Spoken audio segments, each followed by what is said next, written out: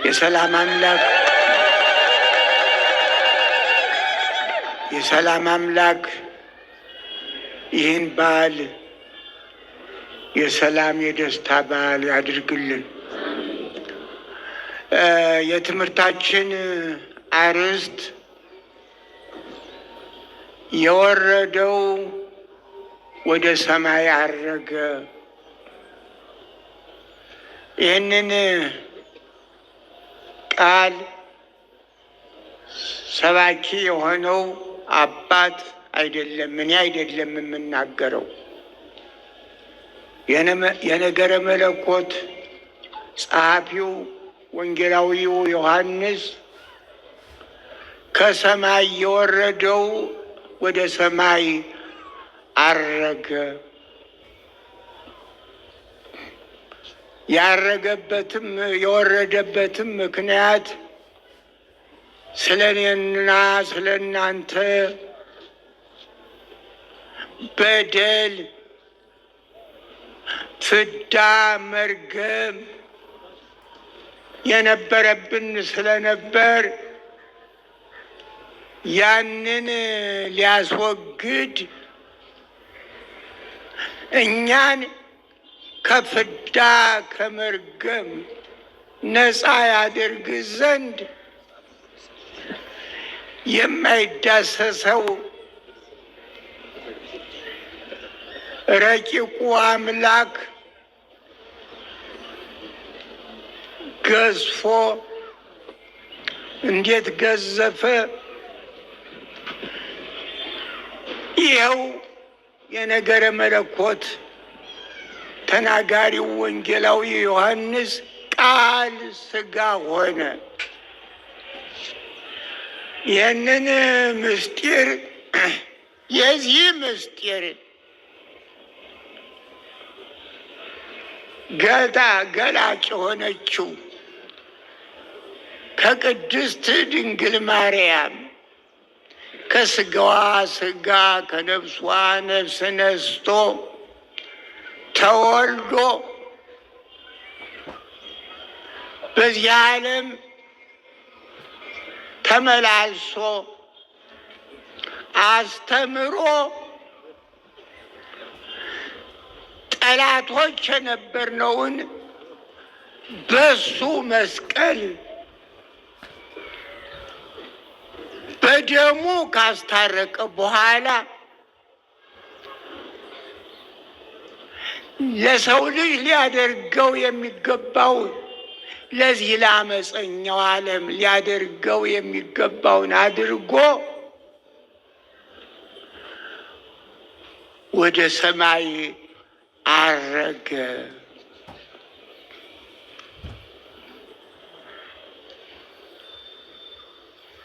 ለዚህ ያረገው እኛን ከፍዳ ሊያድን የቻለው ከተመረጠችው ቅዱስ ያሬድ ምስጢሩ ያንገበገበው በምስጢሯ በጣም ደስ ያለው መሰረተ ሕይወት ማርያም ወጥንተ መድኃኒት ዘእምቀዲሙ ኪያኪ ዘፈጠረ ለቤዛ ዓለሙ እግዚአብሔር ይትባረክ ወይትሐኮት ስሙ እያለ ከገለጠላት እጹብ ድንቅ መላእክት እንኳን የረቀቃቸው ከመላእክት ጋራ ስለዚህ ምስጢር የተወያየችው ከቅድስት ድንግል ማርያም ተወልዶ ጠላቶች ሳለን በደለኞች ሳለን በራሱ በመስቀሉ ታረቀን። ራሱ ተሰቅሎ ሕይወቱን ሰጥቶ ለጠላቶቹ እስቲ ማን ነው ከእናንተ መካከል እኛ ጠላቱን የሚወድ ጠላቱን የሚታረቅ ጠላቱን ራሱ ተሰቅሎ የሚያድን ማን ነው? አቤት በዚህ ዓለም እየዞረ ሲያስተምር ብዙ ጥያቄዎች ቀርበውለት ነበር። የአብርሃም ልጆች ነን፣ ይሄ እንዴት ነው? የታዋቂው የአብርሃም ልጆች ስንሆን አብርሃም ሳይወለድ እኔ ነበርኩኝ፣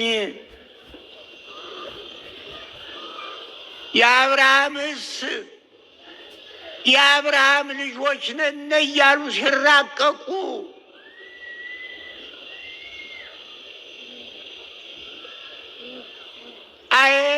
የአብርሃም ልጆች ብትሆኑ የአብርሃምን ስራ በሰራችሁ ነበር ነው ያላቸው።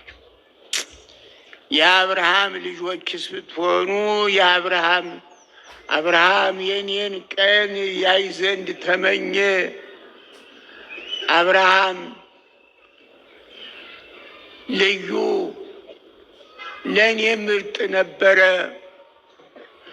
እናንተ ግን አብርሃምንስ ብታውቁ ኑሮ የአብርሃም ልጆችስ ብትሆኑ ኑሮ የአብርሃም ስራ በሰራችሁ ነበር። ምዕመናን፣ ወደ ሰማይ ያረገው አምላካችን ከቅድስት ድንግል ማርያም የተወለደው ከስጋዋ ስጋ ነብሶ እኛን ያዳነው እኛን ሆኖ እኛን ለማዳን ሰው ሆነ። ሰውን ለማዳን በግድ ሰው መሆን ስለነበረበት ሰው ሆኖ አዳነን። ያ ግን ወደ ነበረበት ክብሩ ወደ ሰማይ አረገ።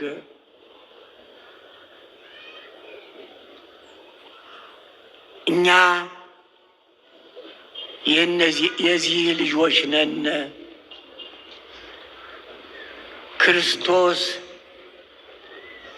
በክርስቶስ ክርስቲያን የተባልነ በጣም ከልዩ ዘር የተገኘን በመስቀሉ የወለደን በመስቀል የተገኘን የእሾህ አክሊል ደፍቶ ስለኛ ስለ ኃጢአተኞቹ ያዳነን ለመሆኑ በእውነት ክርስቲያን ነኝ ወይ ብለን አስበን እናውቃለን? ዛሬ በዓለማችን ብዙ ልዩ ፈተና አለ። እኛ ግን የምንፈተነው የምንችለውን ነው። ሐዋርያው ቅዱስ ጳውሎስ ለፈላስፎቹ የማንችለውን የማይፈትን እግዚአብሔር የታመነ ነው። የማንችለውን አልተፈተነም። የምንችለውን እንጂ የማንችለውን አይፈትንም አምላካችን እኛን። እሱ ግን የመስቀል መከራ ከባድ መሆኑን ታውቃላችሁ። የምንችለውን መፈተን የማንችለው አመፀኞቹ እኛ እንዴት እንዲያው በእውነት ክርስቲያን ነን? አሁን ቅድም አስተማሪውም አለቃውም ኧረ የአምልኮ ቦታችሁን ጠብቋት ይላል። እንዲያውም ይሄ በሌላው ዓለም ምክርም ትምህርትም አያስፈልገውም። ራሳቸው ነው አውቀው የሚመጡት። ምን እንስራ፣ ምን ይገባናል እያሉ። አዎ ኋላ ቀር ኑሯችን አነስተኛ ይሆን ይህንን ታላቅ ታሪክ ታላቅ የክርስትና ትምህርት የተረከበ ሕዝብ ይህ ምርጥ ሕዝብ ነገር ግን በችግር ላይ ሆኖ ከምስጋና ያራቀ የተመረጠ ሕዝብ ነው። ኑሯችን ከባድ ስለሆነ እንደ ሌላው ዓለም ምን እንስራ፣ ክርስትናችን እምነታችን እንዴት እንጠብቀው ብለን የማንመጣው ኑሯችን ከባድ ስለሆነ ነው። ብዙ ጊዜ አንድ እምነት፣ ባህል፣ ታሪክ የሕዝቡ እድገት እያደገስ በሚሄድበት ጊዜ እምነቱም ታሪኩም እያደገ ይሄዳል። የክርስትና እምነታችን በኦሪየንታሉም በምስራቁም ኦርቶዶክስ ታሪክ ስንመረምር ይሄ የክርስትና የዚችን የኦርቶዶክስ ተዋሕዶ ቤተክርስቲያን እምነት ተከታይ የሆነ ሕዝብ ሲመረመር እውነተኛ የታሪክ ማህደር ችግር የማያሸንፈው ችግሩ ከምስጋና የማያርቀው ለምስጋና የተዘጋጀ ይችን የኦርቶዶክስ ተዋሕዶ ቤተክርስቲያን እኮ ከዚህ ውስጥ የነበሩት እየተዋት የሚሄዱት እኮ እየከበዳቸው ሰነፎች ስለሆኑ በችግር ላይ ሆነው ታሪኬን እምነቴን እጠብቃለሁ ለማለት ያልቻሉ ሰነፎች፣ ደካማዎች ናቸው እየተዋት የሚሄዱት። ጠንካራዎቹ ግን ምንም ቢሆን በእሾህ ላይ እየተጓዙ እሾሁ እየወጋቸው እምነታቸውን፣ ታሪካቸውን፣ ባህላቸውን ይዘው ይኖራሉ። ይህ ምርጥ ሕዝብ ይባላል በዓለም ላይ። ሲያመቸውማ ሁሉም ጀግና ነው፣ ሁሉም ክርስቲያን ነው። ሲያመቸው እምነትን፣ ታሪክን፣ ባህልን በችግር ላይ ሆኖ ሲጠብቁት ነው ጀግና የሚያሰኘው። ጀግና በጦር ሜዳ ይወለዳል ይባላል። የክርስትና ጀግኖች፣ የክርስትና አርበኞች ኢትዮጵያውያን በዓለም ላይ ነጠላ ጫማ ሳይኖረው ባህሉን፣ ታሪኩን ፈተና ሳያሸንፈው በፈተና ላይ ሆኖ እምነቱን፣ ታሪኩን የሚጠብቅ እሱ ጀግና አርበኛ ነው የሚባል። ስለዚህ ይህንን አርበኝነታችሁን ይችን ታላቅ የኦርቶዶክስ እምነት ተከታይ የሆናችሁ ሁሉ ሳትጠይቁ ጠብቋት። ቤተ ክርስቲያናችሁን ጠብቋት፣ ጠብቋት። በዓለም ላይ የታሪክ ማህደር ናት ኢትዮጵያ። ከኛ የሌለነ ከኛ ጠፍቶብነ በዚያች ታላቅ ቤተ ክርስቲያን በኢትዮጵያ ኦርቶዶክስ ተዋሕዶ ቤተ ክርስቲያን ይህ አይነት ታሪክ ይገኛል እያሉ ያስተምሮናል። የራሳችን ታሪክ ሌላው ከባህር ማዶ ያሉት ያስተምሮናል። እዚያ በትምህርት ቤት ሁነን የእኛኑ የራሳችን እኛ ጠፍቶብን በጥንታዊቷ በኢትዮጵያ ኦርቶዶክስ ተዋሕዶ ቤተክርስቲያን ይህ ነገር ይህ ታሪክ ይገኛል። አስተምሬዋለሁ ባለፈው በጥቅምቱ ጉባኤ ላይ እዚህ በእኛ የታሪክ ባለቤቶች ነን። ምንም ደካማዎች በኑሯችን ኋላ ቀር ብንሆንም የተሸከምነው ታሪክ ዓለም የለውም። ዓለም ባዶ ነው። ፌኖሜኖስ ይሉታል ለዚህ በግሪከኛ ቋንቋ። ፌኖሜኖስ መሰል ነው እንጂ መስሎ ነው የሚታይ። ክርስቲያን መስሎ ይታይ ይሆናል። ነገር ግን ሐዋርያት የመሰረቷት ወደ ሰማይ ያረገው ያስተማራት ነቢያት ወንጌላውያን የመሰከሩላት እኔ በዚያ በትምህርት ቤት ሲያስተምሩ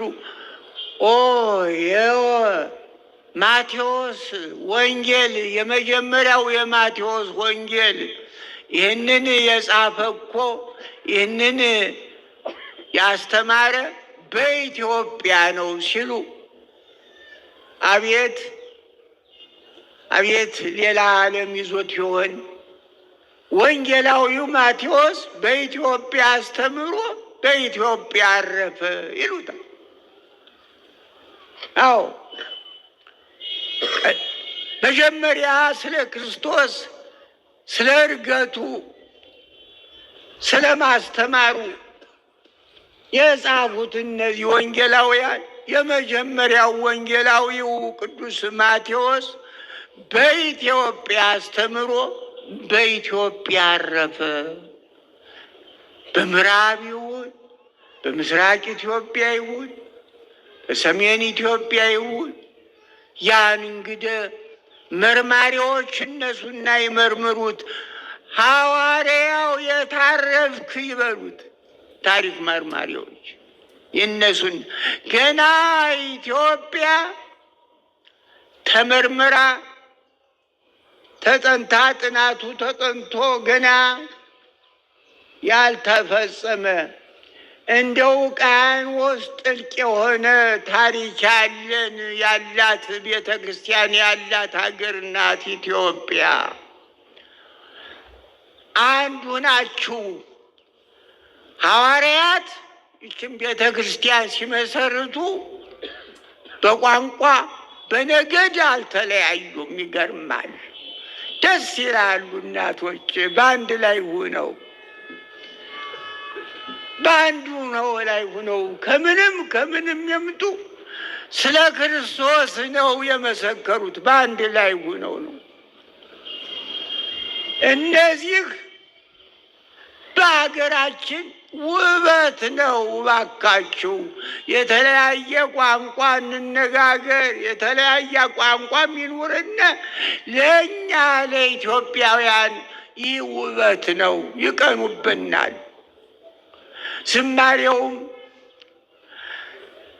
ጭፈራውም ዘፈኑም በተለያየ ቋንቋ ሲሆን ደስ ይበላችሁ እንጂ በጣም ይሄ የሚያከብረን ዓለም የሚቀናብን ነው። እባካችሁ ሊያበላሹን ሲፈልጉ በመካከላችን ገብተው ብዙ ስራ ይሰራሉ።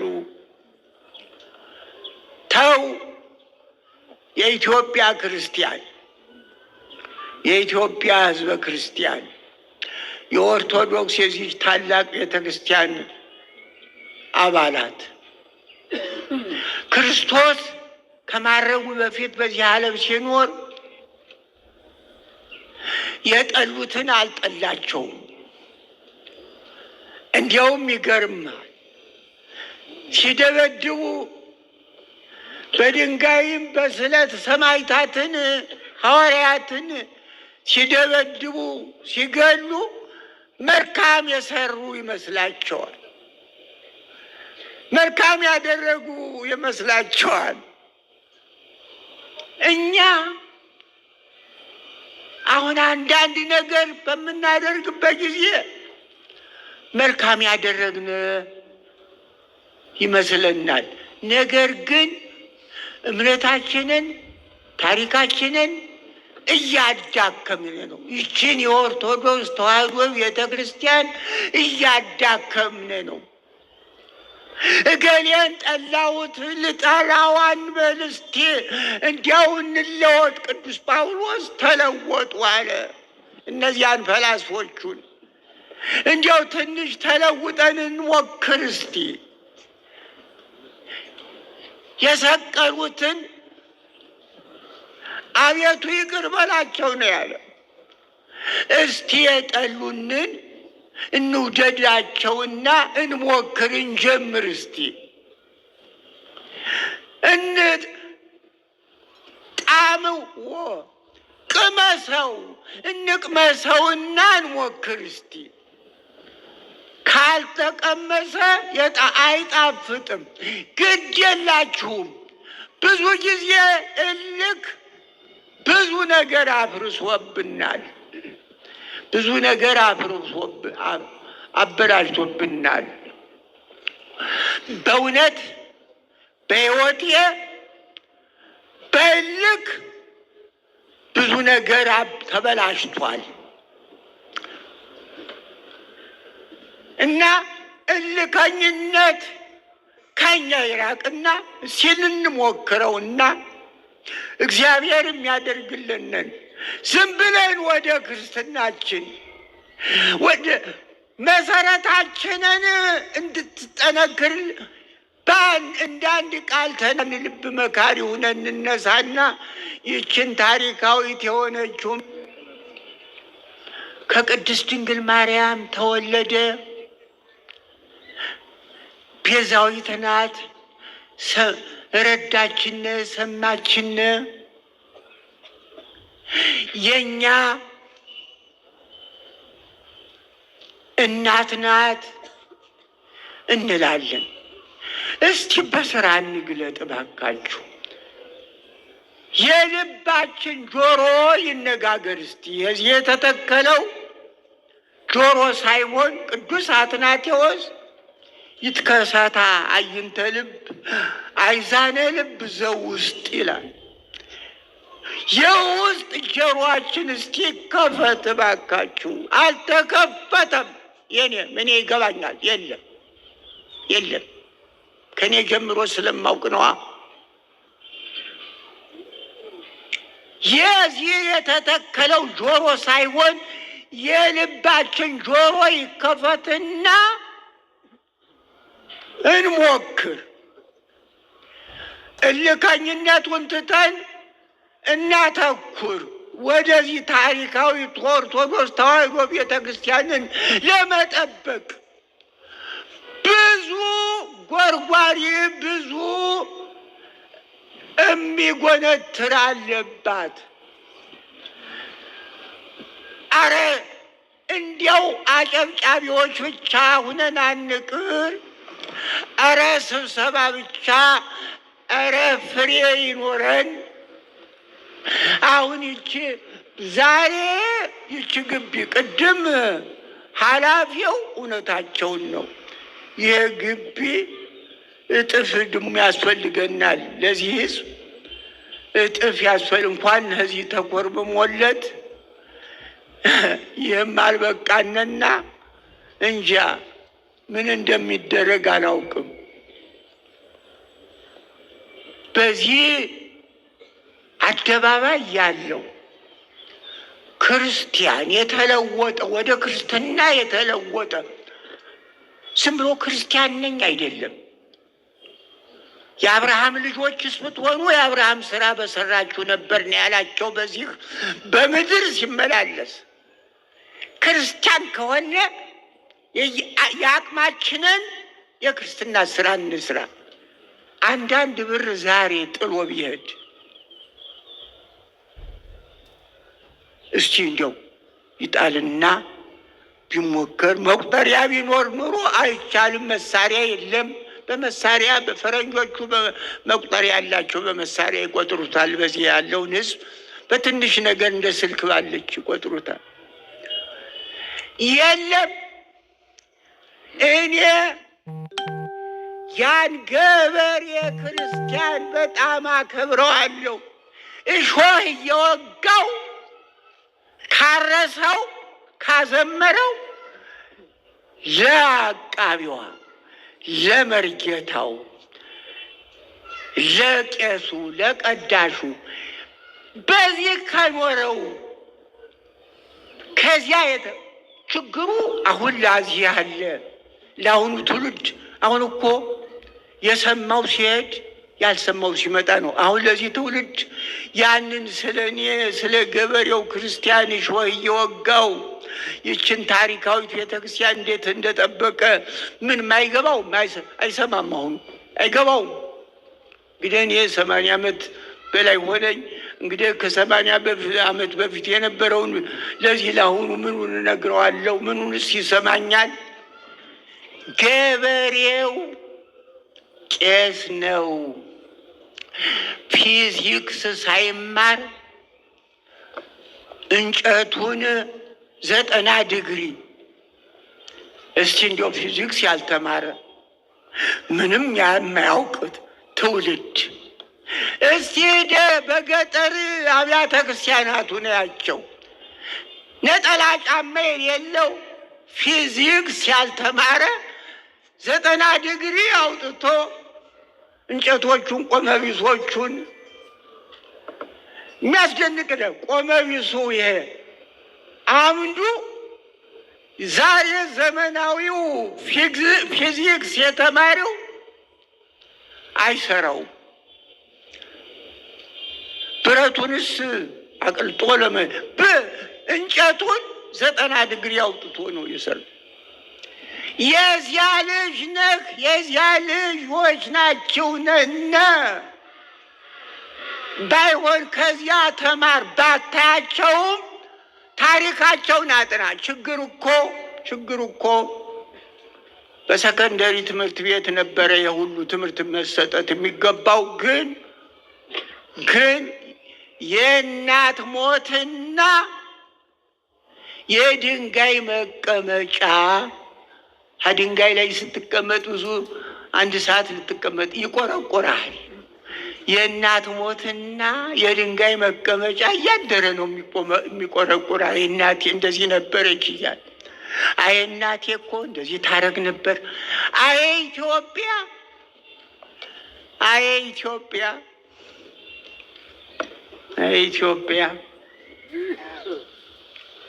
እና ብዙ ስህተት ብዙ ጥፋት አድርገናል፣ በድለናል። ያ በደል ነው አሁን የሚያተራምሰን። ልብ በል፣ ኃጢአት ብዙ ነገር ያደርጋል።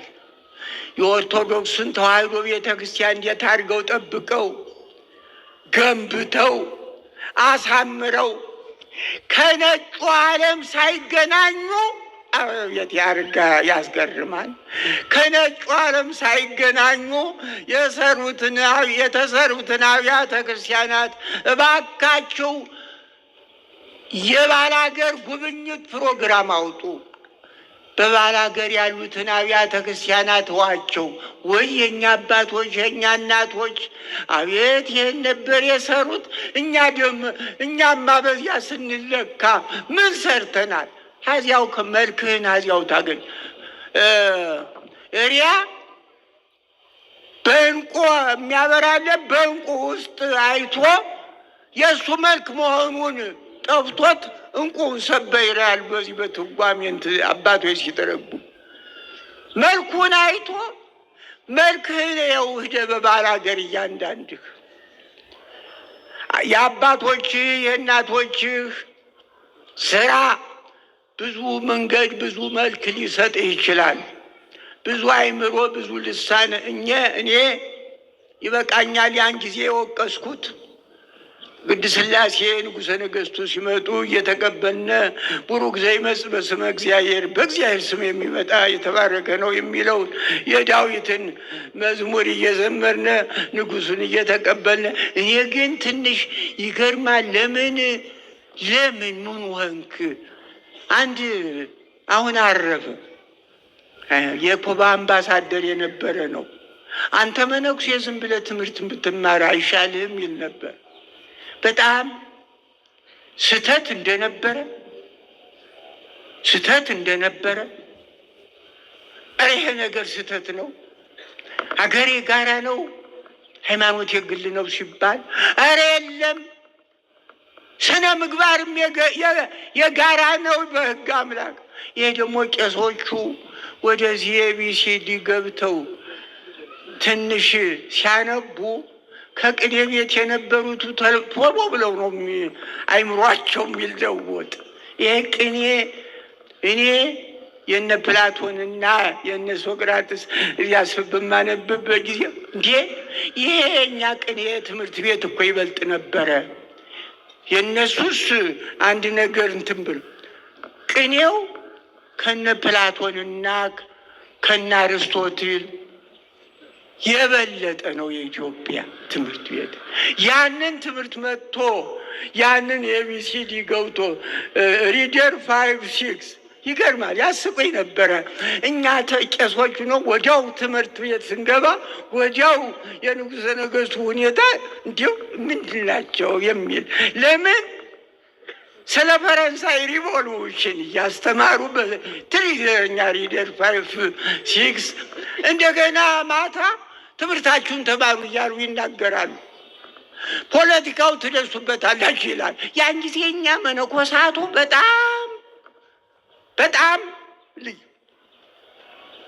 ይህን ጊዜ ያ ትውልድ በሰከንደሪ ትምህርት ቤት ቢመሰረት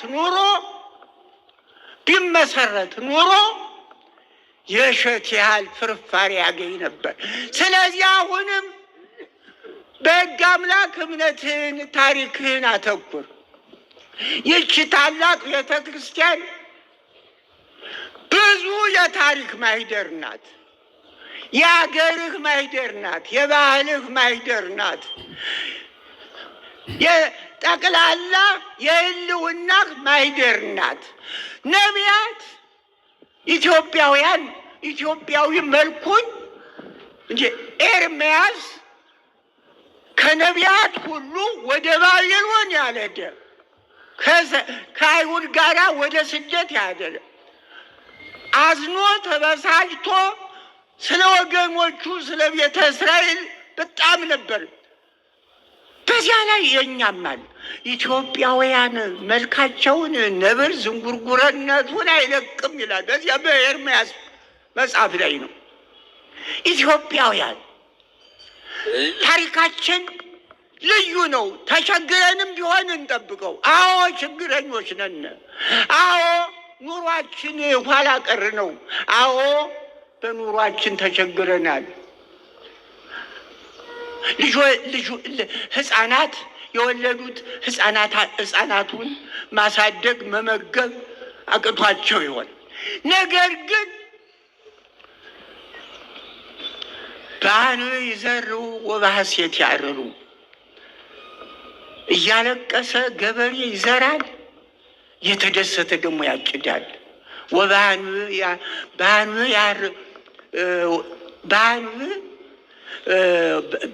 ይዘሩ በበካይ ወባሐሴት ያርሩ። ይዘሩ እያለቀሱ ይዘራሉ። በጭቃው እሾሁን እየወጋቸው ይዘሩ ባኑ ወባሐሴት ያርሩ። እያለቀሱ ይዘራሉ፣ የተደሰቱ ግን ያጭዳሉ። አሁን የተቸገርነ ይችን ታሪካዊት ሀገር ታሪካዊት ቤተክርስቲያን እንጠብቃል። አዎ ይቸግረናል፣ ይርመናል። ነገር ግን አባቶቻችንም ግድ የላችሁም በበረከት ነው የኖሩት። በአንድ በሁለት ጆንያ በማይሆን እህል ልጆች ወልደው ልጆች ያንኑ ዘርተው ልጆቻቸውን መግበው የኖሩ አባቶች እናቶች ያሉን። እባካችሁ እባካችሁ የለም ነጋሪ አያስፈልጋችሁም። ይችን የኢትዮጵያን ኦርቶዶክስ ተዋሕዶ ቤተክርስቲያን ጠብቋት አደራ። የታሪክ ማህደር ናት። ወደ ሰማይ ያረገው ከቅድስት ድንግል ማርያም የተወለደው ይችን ቤተክርስቲያን የመሰረተው አምላካችን በመስቀል በመከራ ነው የመሰረታት። ስለዚህ እግዚአብሔር አምላክ አገራችን ኢትዮጵያን የሰላም፣ የፍቅር፣ የአንድነት አገር ያድርግልን። ይችን የኦርቶዶክሳዊ ተዋሕዶ ቤተክርስቲያን እምነቷን፣ ታሪኳን ጠብቃ ከኃይለ አጋንንት ከፈተና ተሰውራ ለትውልድ ለመተላለፍ ያብቃልን። እግዚአብሔር በዚህ አደባባይ ያለውን ሕዝብ ይጠብቅልን፣ በረድኤቱ ይጎብኝልን፣ ከችግር ከፈተና ይሰውርልን። የሰላም አምላክ በዓሉን የሰላም የደስታ በዓል አድርጎ ከዚህ ዓመት እንዳደረሰን ሁሉ ለሚመጣውም ዓመት በሰላም ያድርሰን፣ ከዚህ ይቆየን። አሜን። አምላካችን የሰላም አምላክ ሰላሙን ፍቅሩን ላክልን። ሀገራችን ኢትዮጵያን በምሕረቱ በቸርነቱ ያስብልን። ሕዝቡንም ከፈተና ይሰውረን። ዘመኑን የሰላም ዘመን ያድርግልን። ይህን በዓል በሰላም በደስታ ከዚህ ዓመት ከዚህ ዕለት ደርሰን እንዳከበርነው ሁሉ ለሚመጣውን በሰላም ያድርሰን። አምላካችን በረድኤቱ ይጎብኘን።